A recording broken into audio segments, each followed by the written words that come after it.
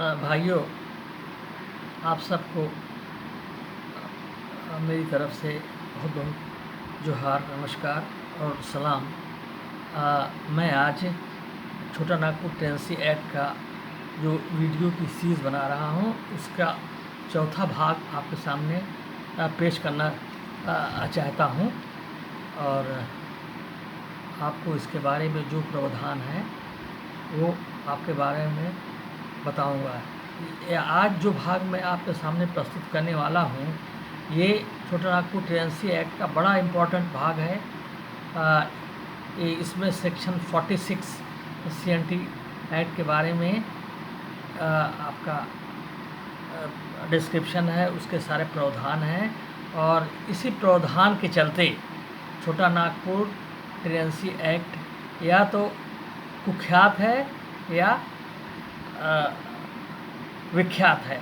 कुख्यात का मतलब है कि लोग इसी प्रावधान के चलते झारखंड में ज़मीन नहीं खरीदना चाहते हैं और न खरीद पाते हैं। और दूसरा विख्यात इसलिए है कि इसी एक्ट के आने से आदिवासियों का कल्याण हुआ है, उन्हें मालिकाना अधिकार मिला है और वह आज जंगल ज़मीन पर आबाद हैं और उनकी ज़िंदगी चल रही है जितना चलना चाहिए वगैरह वगैरह। तो मैं पहले इसमें कुछ टर्म्स आएंगे जिसका ज़िक्र होगा, जिसको आपको जानना चाहिए। उसमें मैं आपको बताता हूँ। वो पहला है, मैं बता रहा हूँ जो इनकी जातियाँ हैं उसके बारे में। इसमें आता है शेड्यूल कास्ट, शेड्यूल ट्राइब और बैकवर्ड क्लासेस, जिनको ये एक्ट सही मायने में एड्रेस करता है। तो उसमें आता है पहले शेड्यूल कास्ट। इनकी संख्या झारखंड में 27 है, जिसमें आपने सुना होगा कि भुइयाँ है, धोबी हैं, डोम हैं, दुसाध हैं वगैरह वगैरह, जिनका नाम लोग नहीं लेते हैं और उनको लोग हे दृष्टि से भी देखते हैं, पता नहीं क्यों। अच्छा, ये इसका डिस्क्रिप्शन, इसका स्रोत कहाँ है? इसका स्रोत है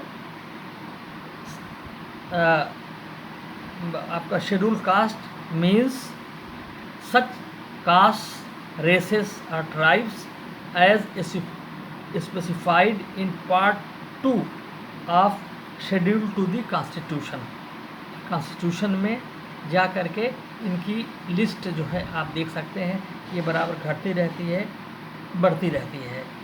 इसके अलावा उससे थोड़ा सा ऊंचाई पर जाते हैं तो आता है शेड्यूल ट्राइब, जिसके इर्द गिर्द एक्चुअली ये एक्ट घूमता है। शेड्यूल ट्राइब का डिफिनेशन ऐसा है कि सच ट्राइब्स और tribal communities as specified in part 2 of schedule to the constitution, schedule tribes order 1950। इसमें आपको इनकी लिस्ट बन जाएगी। इनकी संख्या है अभी अप्रोप्रिएट झारखंड में 32, जिसमें आता है असुर, हो, मुंडा, इसके बाद फिर संथाल, उरांव एट्सेट्रा। मेन जातियां जो हैं वो ट्राइब्स की इसी में आती हैं। इसके अलावा जो तीसरी आती है वो बैकवर्ड आती है। ये इसमें करीब करीब 125 जातियां हैं। इसकी डिफिनेशन अच्छा दिया गया है कि such class of citizens as may be declared by state government by notification in official gazette. इस तरह से इसकी जो सूची जो है ये घटती बढ़ती रहती है। इसका एग्ज़ाम्पल जैसे चीख हुआ, कसाब हुआ, डफाली हुआ, जुल्हा हुआ, महतो कुर्मी हुए, केवट हुए, खटिक हुए, नाई हुए, पाल हुए एट्सेट्रा एट्सेट्रा। ये जो है ये इसमें आता है। अब दूसरी डेफिनेशन जो आती है जो बहुत इम्पॉर्टेंट है वो है आप ऑक्यूपेंसी रैयत क्या है। ऑक्यूपेंसी रैयत जो है ना, ये इसकी डेफिनेशन बहुत मायने रखता है। इसी से यहाँ के आदिवासी राजा बने हैं और इनको मालिकाना हक मिला है। ये 1908 में जब कानून आया है इसके बाद हुआ है। इसका प्रावधान धारा 16, 17, 18 CNT एक्ट में दिया गया है, जिसके आधार पर ये अंग्रेजी में हम पढ़ रहे हैं कि इस तरह से एवरी रैयत who cultivated for 12 years had a right of occupancy in the land so cultivated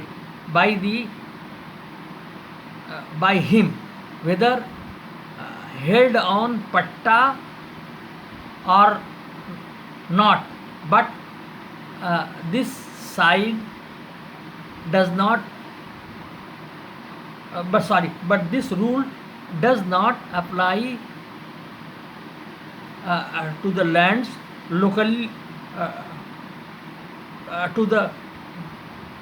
locally known as Majhias, मान, साइका, सीर,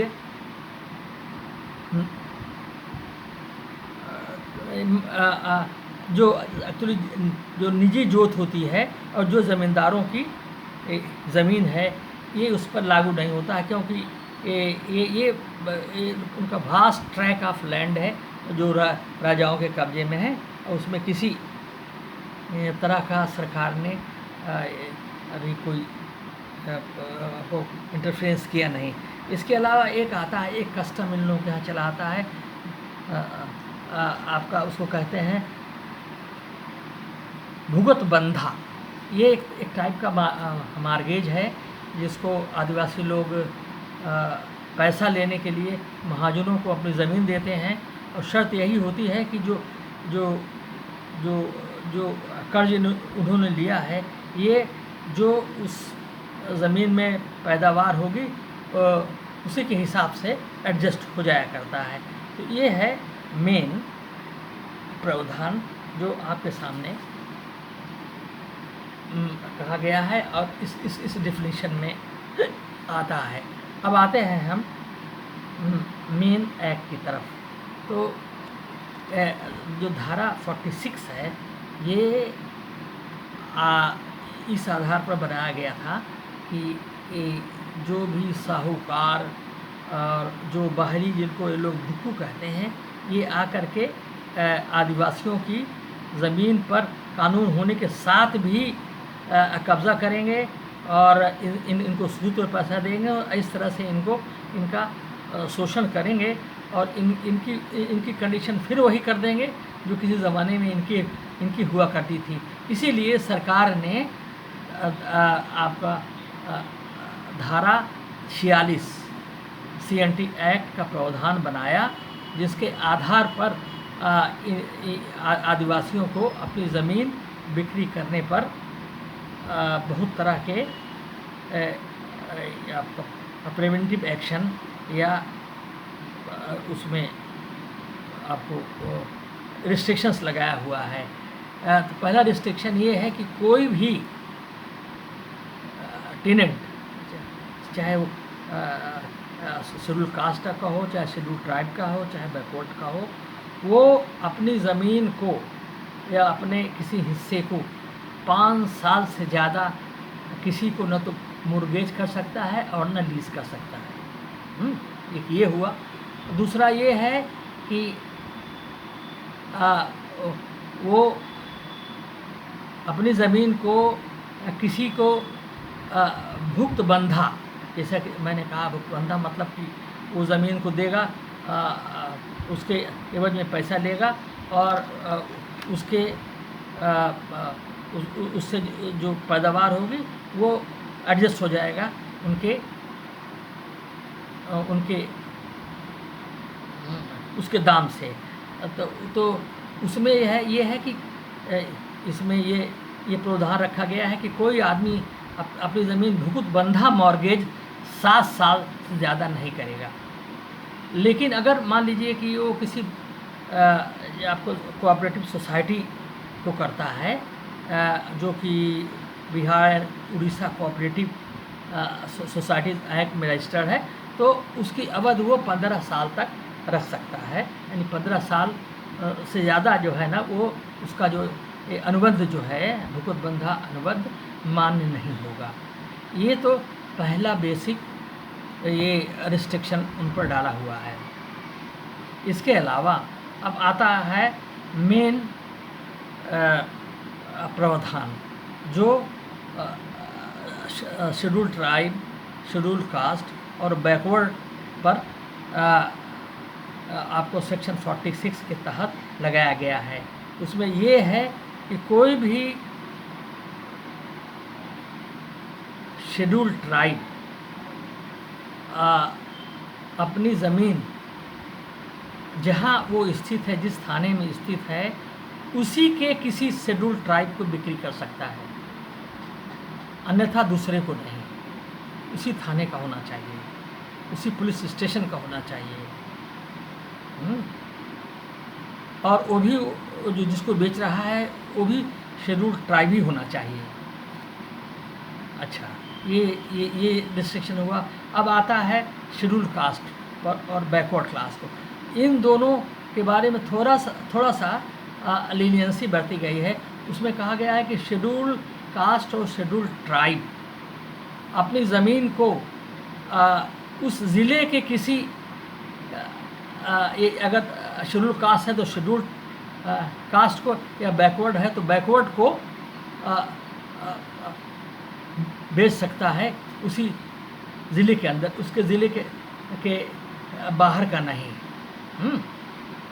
ये हो गया आपका, ये रिस्ट्रिक्शन लगा हुआ है और ये बड़ा ही स्ट्रिक्टली फॉलो होता है। इसके अलावा एक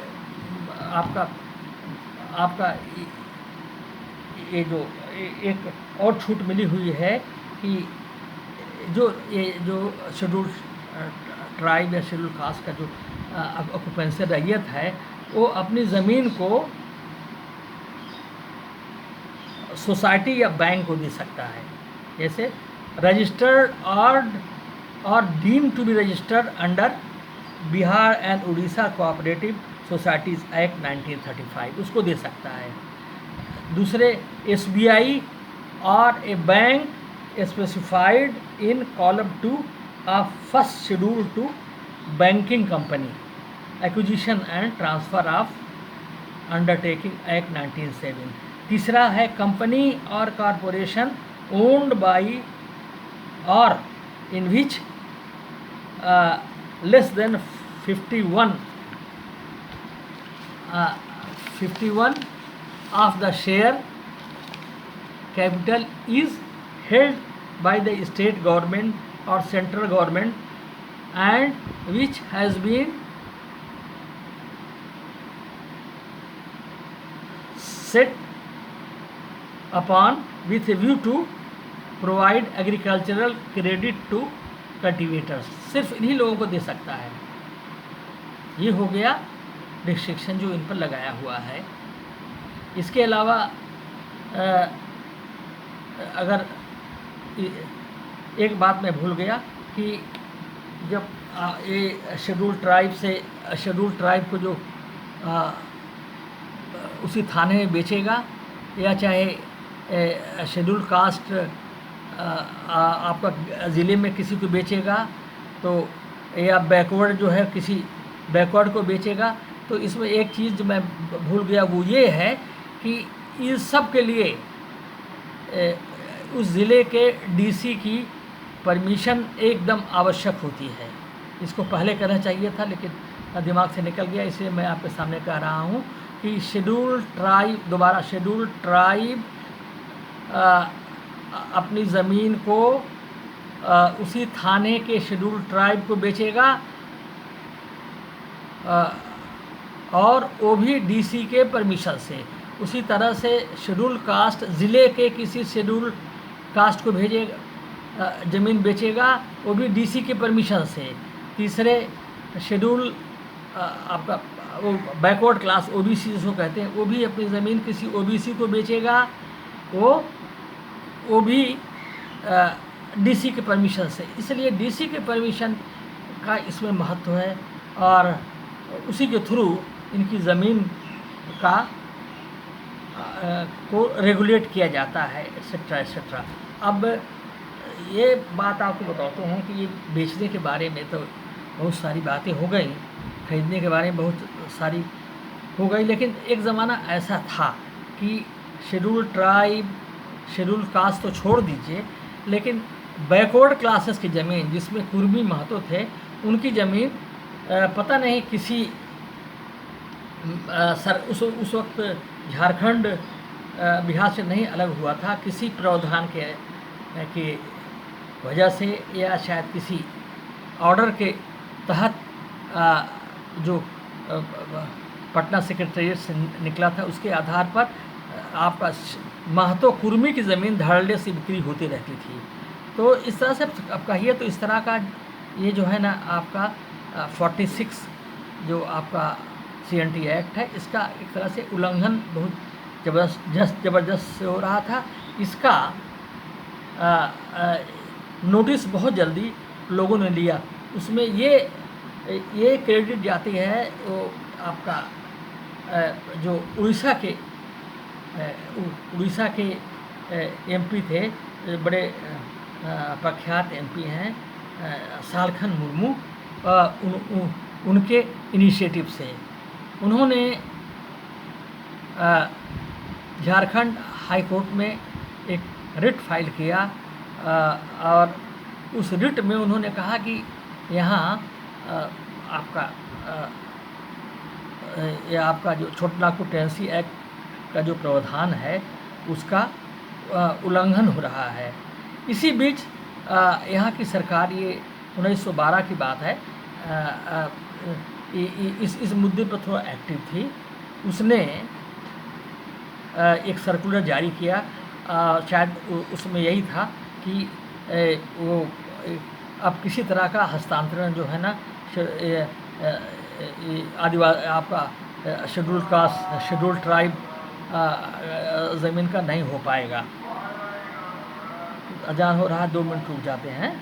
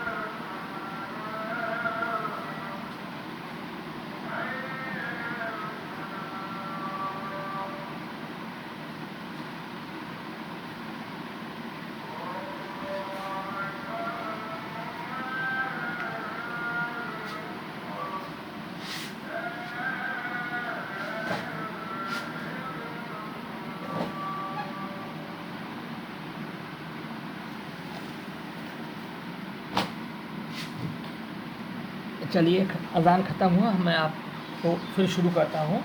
तो मैं कह रहा था कि उन्होंने एक इनिशिएटिव लिया, और ये उन्होंने कहा कि ये जो उस वक्त मुंडा सरकार की चीफ मिनिस्टरशिप थी, उसमें छोटानागपुर टेनेसी एक्ट के प्रावधानों का बड़ा उल्लंघन हो रहा है। तो उन्होंने एक रिट फाइल किया। उसमें ये मुद्दा था नहीं कि ये क्या कहते हैं आपका, इनका उल्लंघन हो रहा है। मेन मुद्दा था कि चूँकि आपका अर्जुन मुंडा और उनके जो राजस्व मंत्री हैं मथुरा से, वो अपना दायित्व नहीं निभा रहे हैं और छोटानागपुर टेनेसी एक्ट को ठीक से लागू नहीं कर रहे हैं, इसलिए इन लोगों को अपदस्थ किया जाए। अच्छा, लेकिन इसी बीच आपका 4 दिसंबर 2010 को मुंडा सरकार ने एक लेटर इशू किया, शायद आपको जो अपने अथॉरिटीज़ को ये डायरेक्शन देते हुए कि जो आपका जो छोटानागपुर टेनेसी एक्ट के जो प्रावधान हैं इनको कड़ाई से लागू किया जाए। अच्छा, लेकिन थोड़ा दिन के बाद मतलब ये 4 दिसंबर को उन्होंने इसको लागू किया और इसके बाद 11 दिसंबर को इसको निरस्त कर दिया। ये जो चिट्ठी इन लोगों ने भेजा था उसको वापस कर लिया। इसमें सिर्फ इतनी ही बात थी कि शेड्यूल आपका शेड्यूल कास्ट इसमें कुछ हो गई थी गलती, और कोई गलती कुछ ज़्यादा कुछ नहीं थी। वो थी कि शेड्यूल कास्ट लिखा गया था, आपका जो वर्ड शेड्यूल कास्ट, इसीलिए इसके वजह से बहुत कन्फ्यूजन हुआ था। और इस बात को भी जस्टिस ने लिया। बैकवर्ड क्लासेस की जगह पर लिखा गया था बैकवर्ड कास्ट, बैकवर्ड क्लास की जगह पर लिखा गया था बैकवर्ड कास्ट, इसीलिए उन्होंने इसको वापस कर लिया है। इसीलिए जो हाई कोर्ट के जो जजेस थे माननीय प्रकाश तातिया और अपरेश कुमार सिंह ने ये आपको ये जो आपका झारखंड मुर्मू के पिटिशन को इंटरिम एप्लीकेशन समझ करके उस पर अपना ऑर्डर पास कर दिया और उसी दिन ये एक वैलिड ऑर्डर पास कर दिया, स्पीकिंग ऑर्डर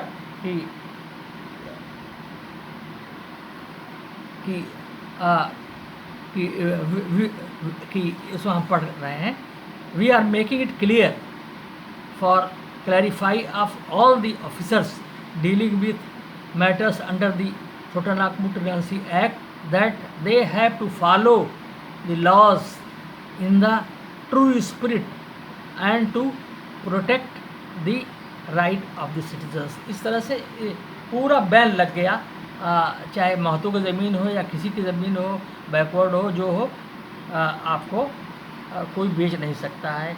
ये प्रावधान इस तरह से लागू हो गए और इस तरह से आज कोई भी आदिवासियों की ज़मीन न खरीद सकता है न बिक्री कर सकता है।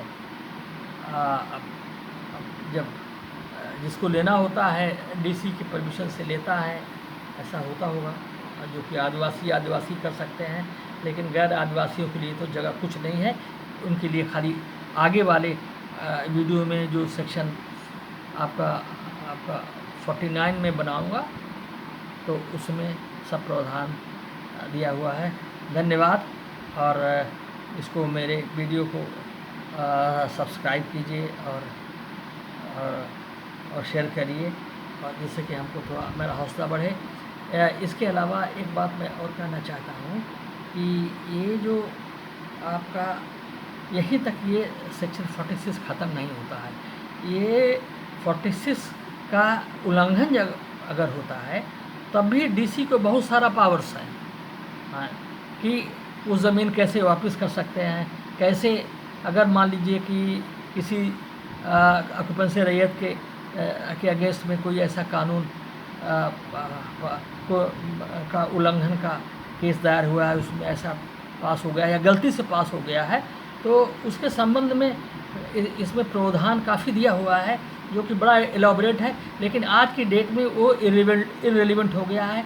इसलिए कि शेड्यूल रेगुलेशन एक्ट में धारा 71A आ गया है, उसमें ज़मीन वापसी का पूरा प्रावधान दिया गया है। लोग उसकी तरफ जाता है, इसमें जो आपका 46 में जो प्रावधान दिया गया है उसकी तरफ उतना लोग ध्यान देता नहीं है, इसीलिए हम उसके बारे में यहाँ जिक्र कम ही कर रहे हैं। लेकिन ये इस धारा के अंदर इसके रेमेडीज सब दी हुई हैं। ठीक है, धन्यवाद इसके लिए।